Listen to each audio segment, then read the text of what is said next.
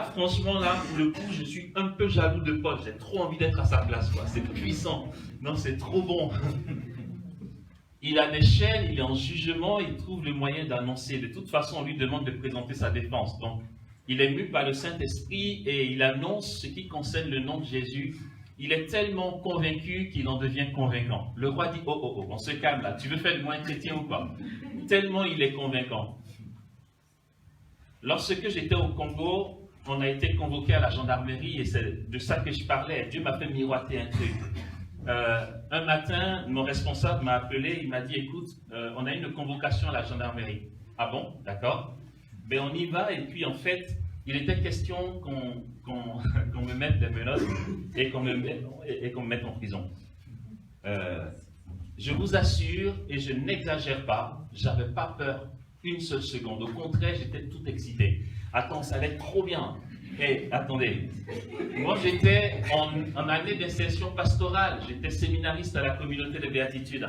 Après ma philosophie, la communauté m'a affecté au Congo, où je devais avoir une année d'insertion pastorale, et on a fait de la mission, mais de la pure mission, quoi, à fond les ballons.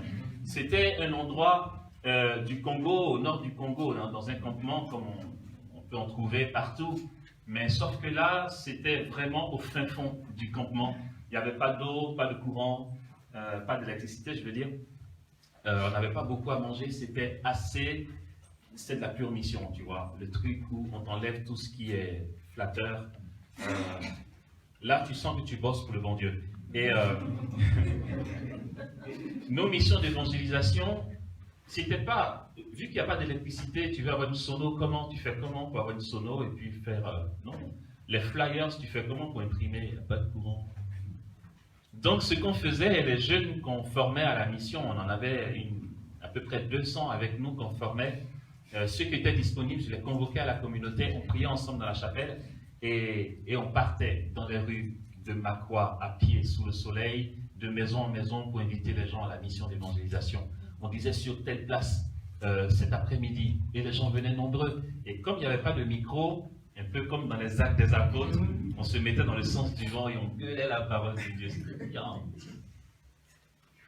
Et puis, ben voilà, un matin, nous sommes convoqués à la gendarmerie, et puis en fait, ouais, ils ne sont pas contents parce qu'en fait, on rassemble des foules, et puis on ne prévient pas, on n'a pas le droit de faire ça.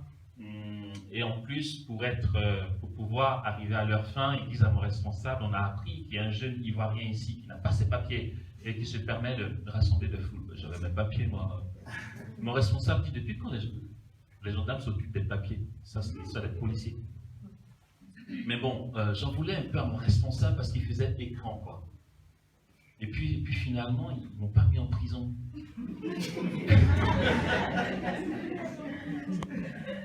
Non mais attendez, j'imagine trop le tableau. En fait, là-bas, il est de coutume que quand quelqu'un fait quelque chose de mal, notamment un voleur, on le met à poil, on lui met une grosse pancarte sur le cou, où c'est écrit ce qu'il a volé, on le balade à poil dans tout le village pour qu'il soit humilié et les gens le lapident et tout.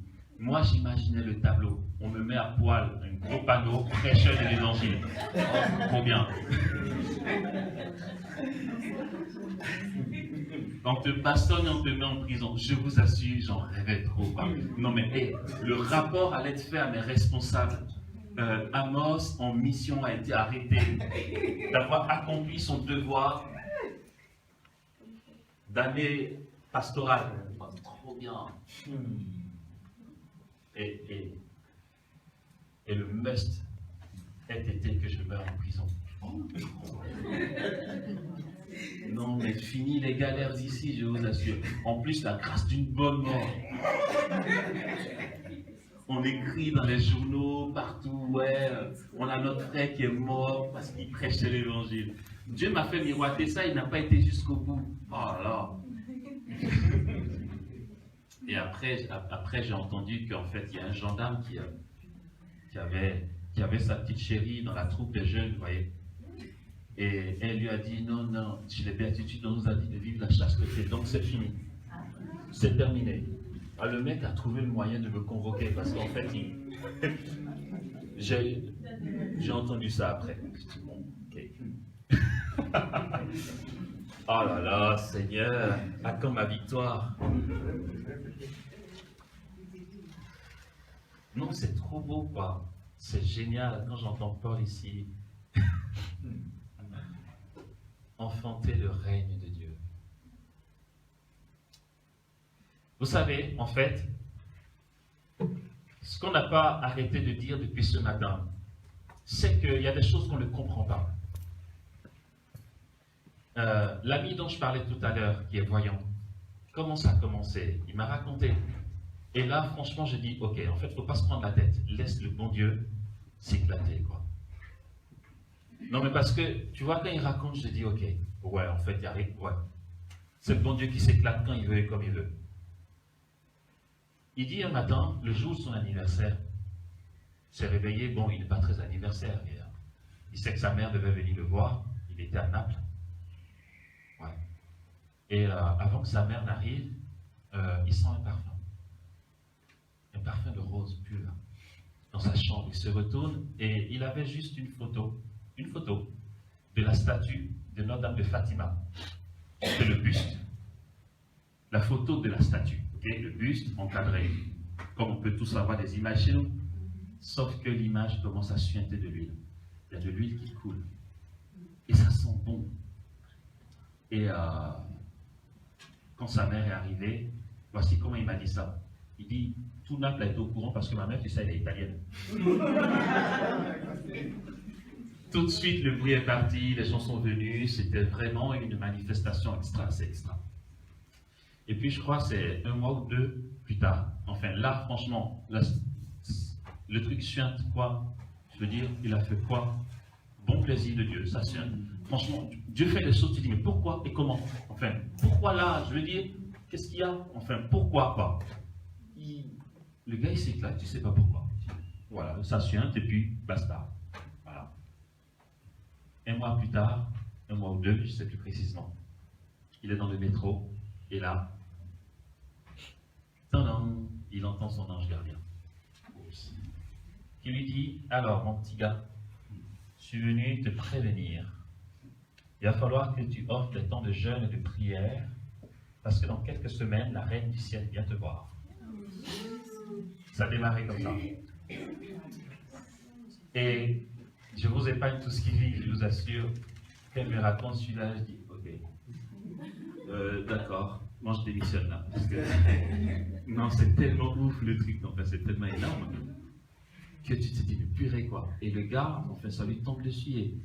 Et il ne comprend pas, il ne sait pas se l'expliquer. Bon plaisir de Dieu. Pourquoi lui? Ben, c'est lui, c'est tout, c'est pas toi.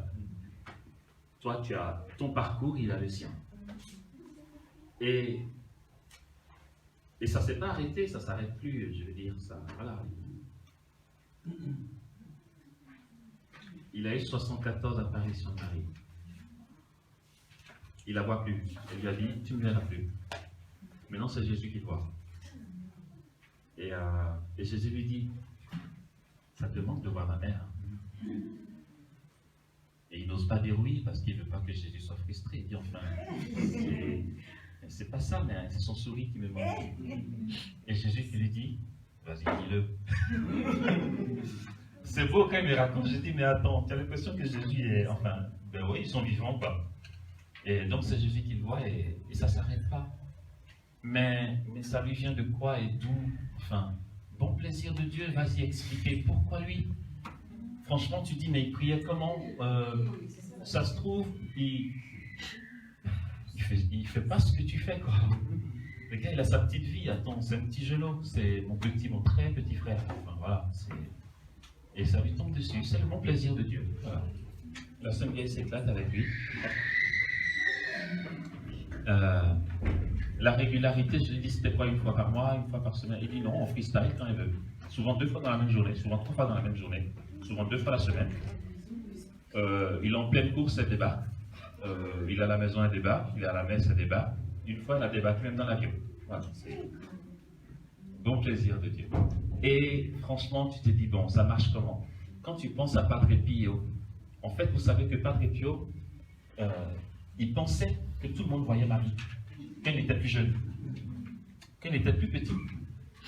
il pensait que tout le monde voyait Marie. De sorte que quand ses amis ont dit quoi, ils ont dit, mais lui il était étonné, mais vous ne la voyez pas? En fait pour lui c'était normal.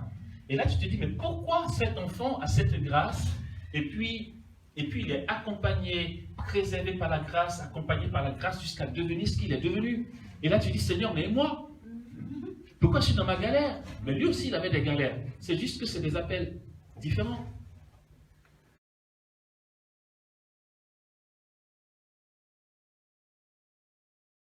Rien. On n'est pas seul, frères et sœurs. Le royaume des cieux est une question de communion des saints. On est dans une solidarité, autant un mystère d'iniquité qui fait que nous sommes solidaires dans le mal, mais cette solidarité dans le mal vient du fait que Dieu a institué pour nous la communion des saints. Ce que je vis, ce que je porte, ce que je souffre, et que j'offre, même si je n'en vois pas les fruits maintenant et tout de suite, ce n'est pas perdu. On ne va pas au ciel tout seul. On n'est pas isolé dans le monde. On a une famille. Comment voulez-vous qu'autant les gens se plaignent des... c'est quoi le mot? Des travers de l'arbre généalogique? Dieu ne permette pas que nos bonnes œuvres agissent aussi dans notre arbre généalogique. Et il est dit dans la parole de Dieu, le Seigneur punit la faute jusqu'à la 3e génération, mais bénit jusqu'à la 1000e. Ce qui est bon porte plus de fruits que ce qui est mauvais. Voici une jeune dame, Yvonne Aimée de Malétroit, je parle encore d'elle aujourd'hui, la preuve. Sa vie a été tellement extraordinaire. Et elle se dit, mais ça me vient d'où? Pourquoi moi? Le pourquoi moi, frères et sœurs. Et puis, rien ne dit que c'est ça. Mais l'évêque, quand il analyse, il dit, en fait, rien n'arrive pour rien. Il y a une dame, une mamie au rosaire, qui priait le rosaire tout le temps. Et comme Dieu dit à David, tu sais, c'est ta descendance qui me construira un temple, c'est pas toi.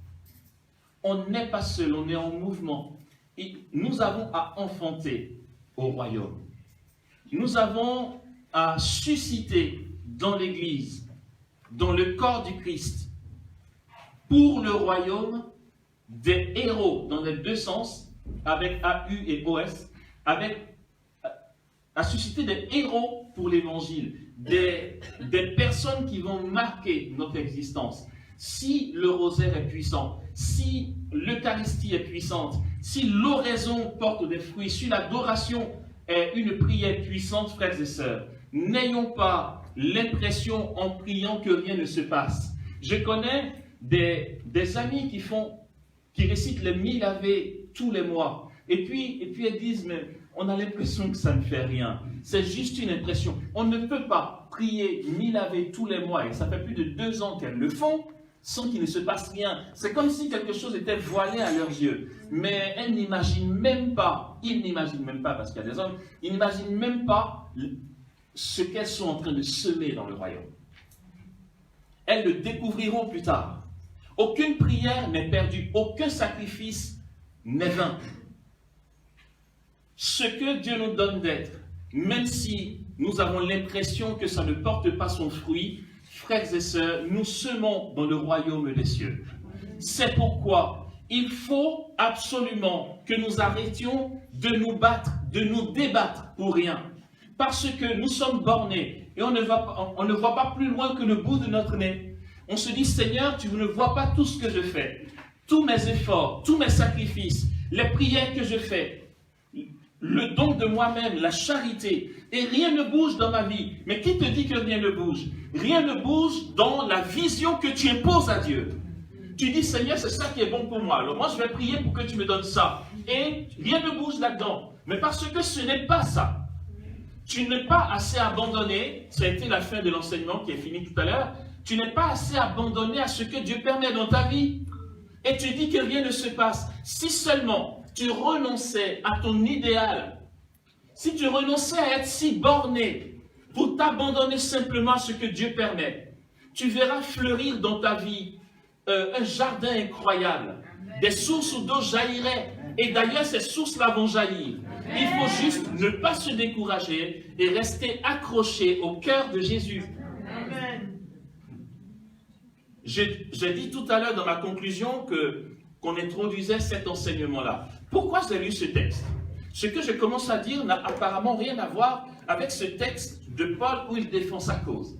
Voici quelqu'un, un autre cas, où quelqu'un, je vous assure, c'est vrai, il a été zélé dans sa religion. Il vient de le dire, il a été pharisien. Ça a été la branche la plus stricte de la foi juive. Il a étudié au pied de Gamaliel, tellement convaincu par la loi mosaïque qu'il persécutait les chrétiens. Il y en a d'autres qui ont persécuté, ou encore il y a des juifs qui n'ont rien fait comme persécution. Pourquoi Dieu n'a pas été les chercher? Paul est colonne et support de l'Église. Et Paul n'est pas parmi les 12 apôtres. Mais quand il commence ses lettres, il dit « Moi, Paul, apôtre, selon la volonté de Dieu. » Je vais dire ça dans notre langage. « Moi, Paul, apôtre, selon le bon plaisir de Dieu. » C'est tout. Il n'est pas parmi les 12. On a envie de dire « Mais qu'est-ce que tu fais là ?» Parmi les 12, il ne t'a pas choisi. Toi, tu as persécuté les chrétiens. Tu es sorti de nulle part et tu es considéré comme apôtre. Et regardez, Dieu a ses plans. Il y a eu Pierre, chef de l'Église. À côté de lui, il y avait son frère, son propre frère André. Il y avait les 10 autres. Comment se fait-il qu'aujourd'hui, quand on fête Pierre, on ne l'associe pas à André, son frère. On dit Pierre et Paul. 29 juin. Paul débarque de nulle part et on l'associe au chef de l'Église.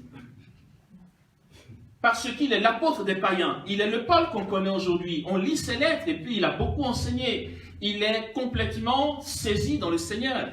Et le Seigneur lui accorde des grâces d'ordre mystique, comme l'intelligence des mystères, la compréhension des choses cachées. Paul, c'est un pur théologien. Le Seigneur l'a préparé dans son parcours à devenir ce qu'il est. Paul parle des mystères du Christ. Tu te dis, mais comment il le sait? Quand on sait comment l'Église a souffert dans les premiers siècles de l'Église, pour définir ce qu'est la Christologie, qui est le Christ, quelle est sa nature, son rapport avec le Père et tout le temps que ça durait. Paul n'a pas eu besoin de tout ça. Paul, lorsqu'il écrit sur Jésus, tu as l'impression qu'il a la science infuse. Parce que Dieu lui dit, et il vient de le raconter lui-même, tu seras témoin de la vision dans laquelle je me suis manifesté à toi. Relève-toi, parce qu'en fait, je te choisis comme témoin. Jésus, on l'a déjà dit, serais-tu injuste? Et au chapitre 9 de sa lettre aux Romains, lui-même se pose la question. Il bute sur un truc. Paul dit, je ne comprends pas que mes frères les Juifs n'aient pas encore accueilli Jésus comme le Messie. Ouais, si c'est une question de mérite, non, ça passe pas, parce que côté mérite, je ne mérite pas plus qu'eux. Eux, ils croient en la loi mosaïque, mais encore, ils n'ont pas été pires que moi, ils n'ont persécuté personne. Moi, j'ai fait du mal. Pourquoi? C'est moi qui ai la grâce de découvrir le Christ et pas eux. C'est un mystère. Paul ne comprend pas. Ça, le Seigneur lui a ouvert l'esprit, mais il y a un endroit où Dieu te lâche, tu vois. Enfin, il te laisse pour que tu restes pauvre. Paul ne comprend pas ce mystère. Pourquoi les Juifs ne reconnaissent pas Jésus comme le Messie? C'est tellement évident pour lui. Il sait très bien qu'autant Dieu lui est apparu et qu'il a été convaincu. Dieu peut très bien faire pour les Juifs et puis être convaincus. Mais pourquoi, justement, il est insaisissable, Dieu?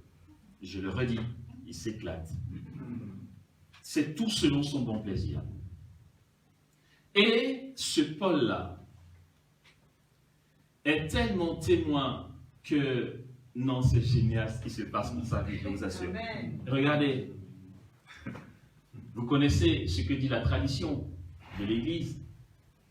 On y a été, j'étais très fier d'y être et d'entendre même, comme ça je veux dire, je suis témoin, pas oculaire, parce que oculaire c'est les yeux, je suis témoin auditif. Voilà. J'ai entendu la fontaine couler, je l'ai entendu de mes oreilles.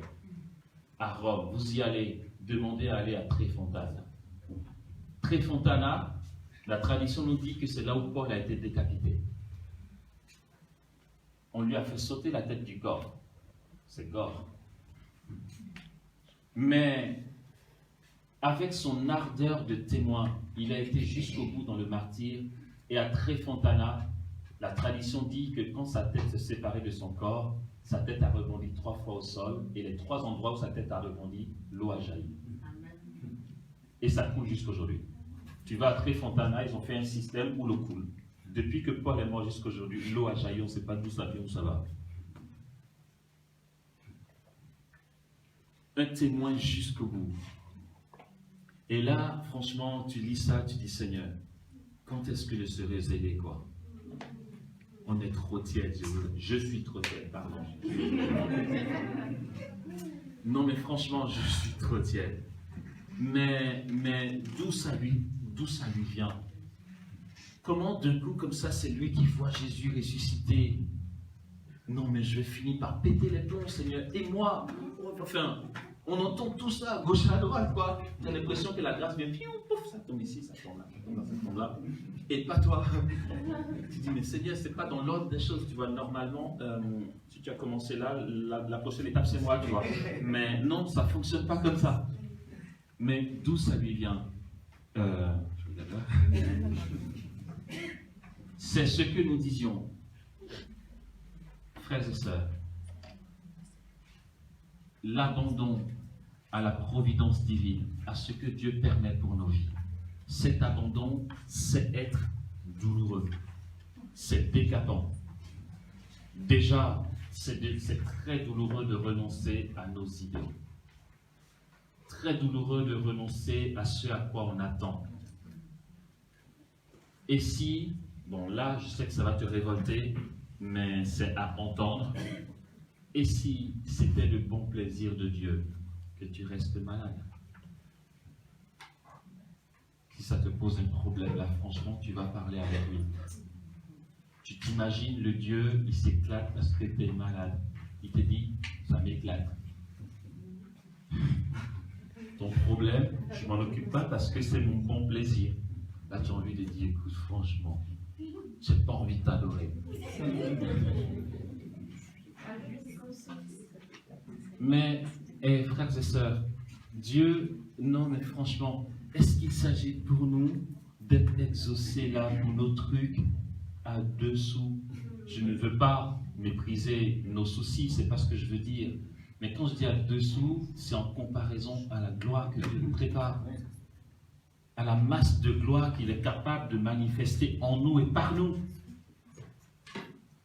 La mamie au rosaire, elle est morte. Du haut de son ciel, je vous assure, et là, elle voit tous les fruits qu'elle a portés. Et c'est comme si Jésus lui disait, hé mamie, viens avec moi. Tu vois la petite fille là-bas? Tu vois comment elle bilogue, elle lévite, elle traverse le mur, et toutes les âmes qu'elle sauve, c'est ton rosaire. C'est toi ça. Vous imaginez un peu, ne limitons pas ce que Dieu est capable de faire. Au-delà des apparences, il veut que nous portions du fruit, en abondance. J'ai parlé tout à l'heure de la communauté des béatitudes. Il paraît qu'ils ont découvert, parce que c'est dans une pizzeria. La communauté a commencé par 2 couples, Jean-Marc et sa femme Mireille, Ephraïm et sa femme Jo. Ils étaient 4 au départ. Ils mangeaient une pizza à Montpellier dans une pizzeria. Et c'est là que l'un d'entre eux a dit, et si on vivait en communauté? Ça a été le début de tout. Même si aucun d'entre eux ne reconnaît que c'est lui qui a dit. On dit c'est Ephraïm qui a dit, ah non, c'est pas moi. C'est Jo dit, ah non, moi j'ai jamais dit ça. Mireille, non, non, c'est pas moi. Jean-Marc dit, c'est pas lui. Aujourd'hui, ça part, lequel des 4 a dit, et si on vivait en communauté, mais tout est-il que Sarah.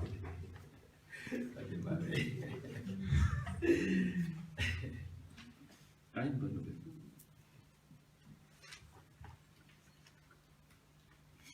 D'accord. Ça marche. Ah, c'était une bonne nouvelle, pardon. Ne me fais peur donc rien alors. Et c'est là-bas qu'est née la communauté. Et puis plus tard, bien plus tard, ils apprennent que la dame qui avait la pizzeria, c'était un restaurant. Ils ont appris que chaque jour, avant d'ouvrir le restaurant, il y a un comité d'intercession qui prie pour tous ceux qui viendront manger là. Là, attends, finalement, tu as envie de dire, Jésus a envie de dire, ma chère bonne dame, ton intercession a provoqué une communauté. Mais elle n'a rien vu. Ça lui échappe complètement. On n'imagine même pas les fruits que nous pouvons porter. Et si nous-mêmes, nous renoncions à nos désirs de puissance, à nos idéaux dans l'Église, Seigneur, je veux devenir un grand et un puissant dans l'Église. Et si tu y renonçais pour être caché, comme la mamie au rosaire, On ne te connaîtra pas. Personne n'entendra parler de toi. Dieu te voit. Il sait. Il est au fin fond de ton cœur. Jésus dit, toi, quand tu pries, retire-toi dans le secret de ta chambre. Ton Père qui est dans le secret voit ce que tu fais. Et si on ne nous connaissait jamais? Et si on n'était personne pour personne? Est-ce qu'on serait prêt à l'accepter tant que c'est le bon plaisir de Jésus? En sachant qu'aucune personne allant à Jésus dans un cœur à cœur ne tombe dans l'oubli. On n'allume pas une lampe pour la mettre sous le boisseau. Après, nous, on se dit, ouais, mais tu dois allumer ma lampe et mettre sur la montagne, mais on le pense pour notre vie ici. Et si Dieu voulait que les fruits que tu portes éclatent seulement dans 50 ans, si tel est son plaisir, tu ne veux pas? Non, on panique trop. Ouais, mais je ne vois rien. Je prie, mais je ne vois rien. On fait, mais il n'y a rien qui se passe. Mais qu'est-ce que tu en sais? Dieu est-il limité dans le temps et dans l'espace? Ou encore tu te plains parce que Dieu veut te faire porter un fruit qui dépasse complètement ce que tes yeux peuvent voir? Notre appel qui nous tombe dessus se manifeste de manière diverse et variée.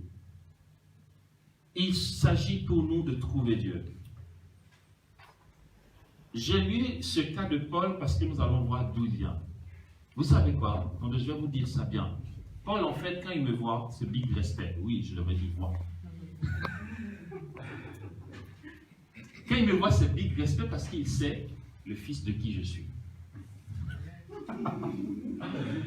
Alors là, ils se disent, ouais, ils commencent à péter les plombs, c'est la fatigue. Oh, il sait le fils de qui je suis. Quand il me voit big respect, il sait que c'est un autre touché.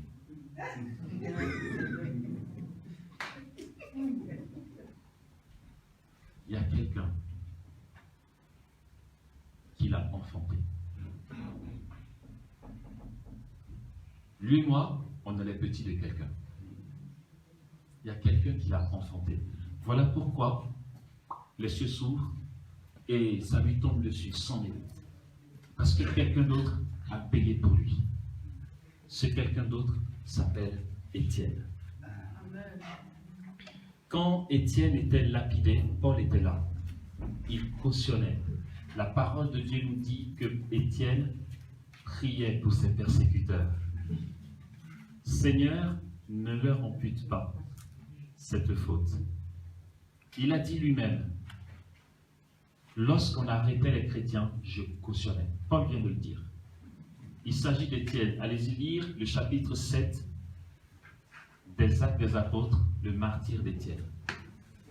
Le récit de sa persécution finit en disant, les bourreaux avaient déposé leur manteau aux pieds d'un jeune homme appelé Saul. Il était là et il cautionnait.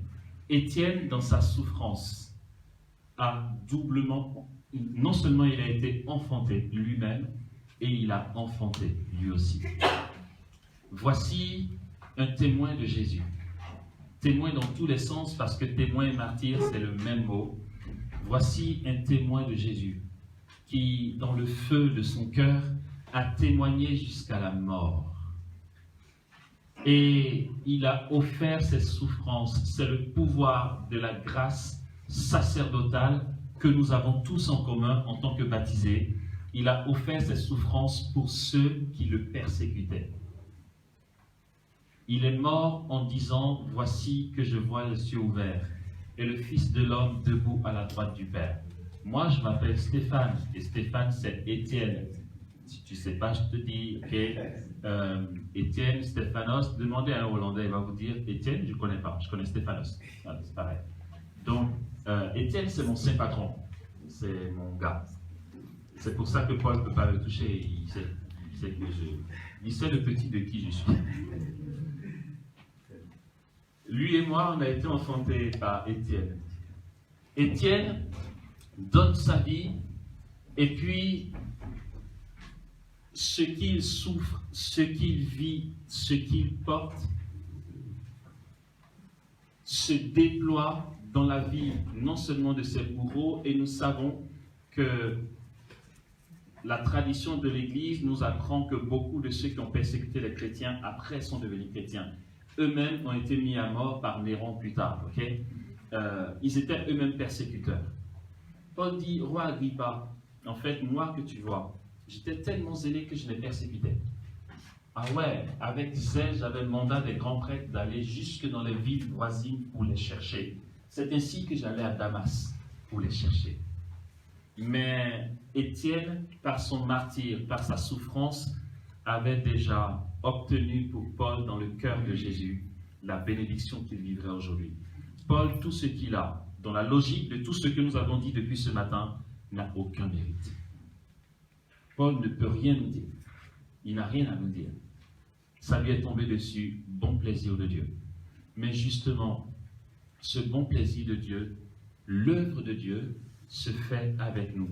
Il ne peut pas en être autrement. Nous sommes le corps mystique du Christ. Or, le Père accomplit toutes choses par son Fils, qui est tête et chef de l'Église. Nous sommes membres, chacun pour sa part, et dans l'Église, chacun de nous participe à l'œuvre de Dieu d'une manière ou d'une autre. D'autres sont au micro, d'autres font l'accueil, d'autres balaient, certains s'occupent des pauvres, d'autres encore, ni vus ni connus, sont enfermés dans le silence de la chambre et intercèdent pour le monde. Nous tous, nous contribuons à l'œuvre de Dieu.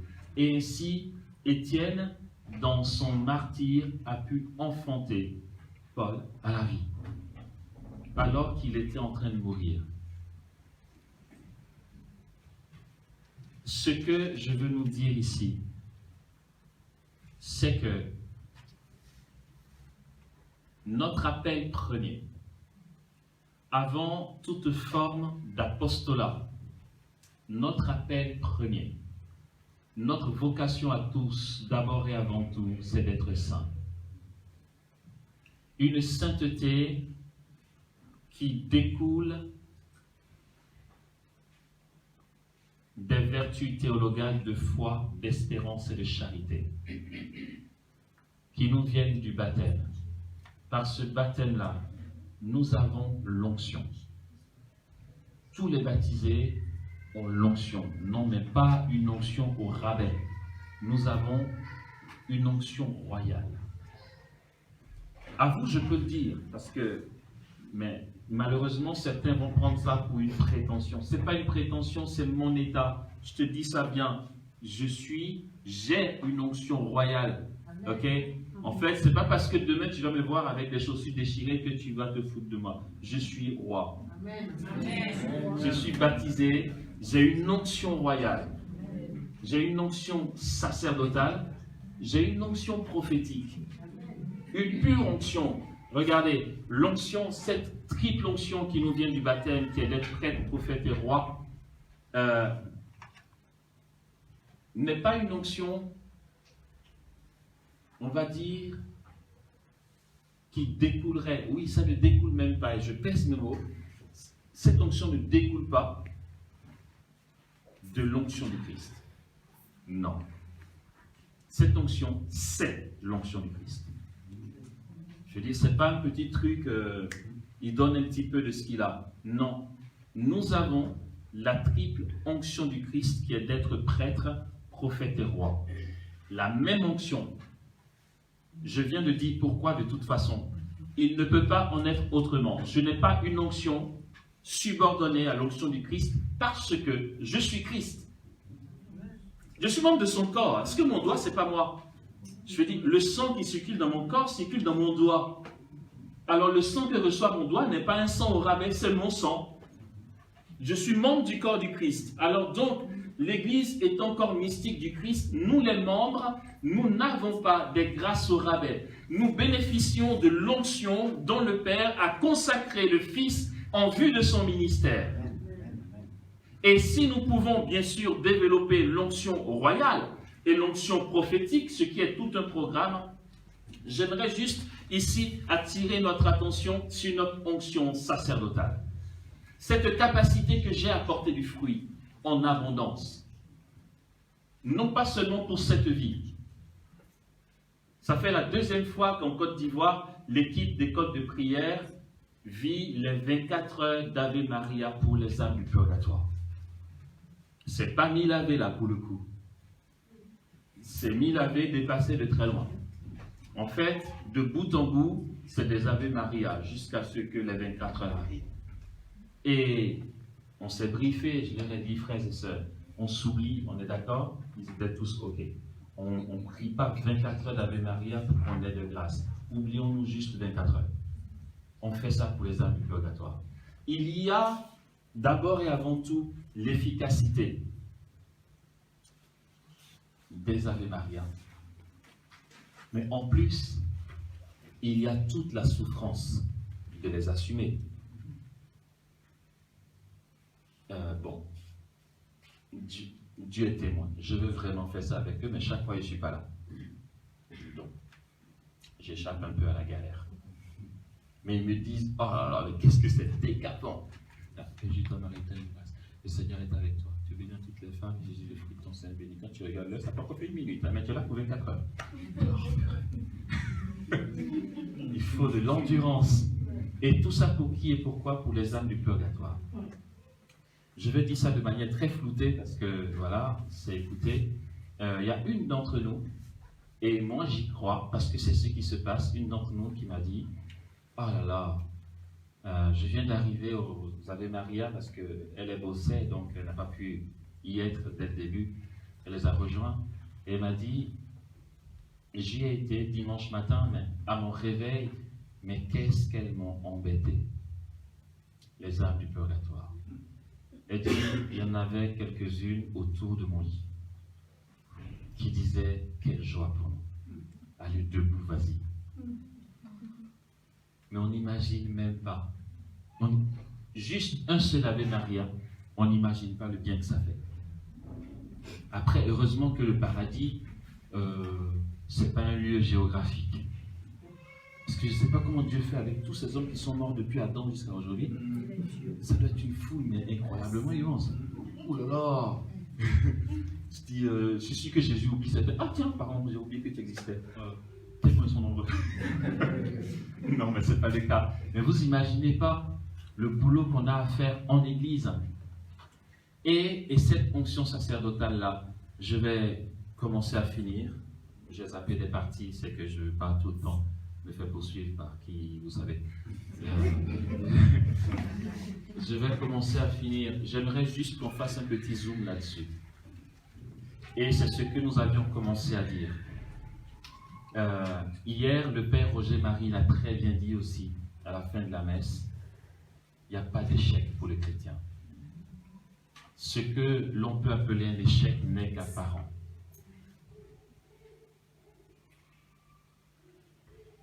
Notre appel premier, avant d'aller, et ça va être les enseignements d'après, avant d'aller dans les appels particuliers, notre appel premier, frères et sœurs, est de porter du fruit en tant que prêtre, prophète et roi. Quel que soit où tu es, quel que soit ce que tu fais et comment tu fais. J'appelle porter du fruit l'exemple de Mamie Rosaire, au passage, entre autres. Est-ce que porter du fruit, c'est spécialement être vu ou être connu? Cette Mamie Rosaire, vous voyez, je l'appelle Mamie Rosaire, je ne sais même pas son nom. Et puis celle qu'on va citer, c'est Yvonne Aimée de Malétroit. Ça lui est tombé dessus. Voilà. Porter du fruit, Dieu nous appelle